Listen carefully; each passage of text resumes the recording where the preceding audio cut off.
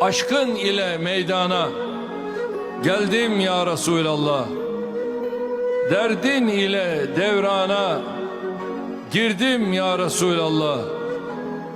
Zikrullah'ın asarı terk ettirir ağyarı. Aşıkların hemyarı gördüm ya Resulallah. Lütfundur her dem ona, kim gide haktan yana. Cümle muhtaçtır sana, bildim ya Resulallah. Baş açık, sine üryan, gözyaşlı, ciğer büryan. Canım yoluna kurban, kıldım ya Resulallah.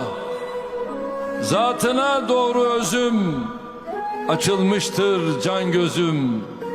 Haki payine yüzüm, sürdüm ya Resulallah. Kalp bir özgekan imiş, zatında bürhan imiş, vüslatta mihman imiş. Duydum ya Resulallah.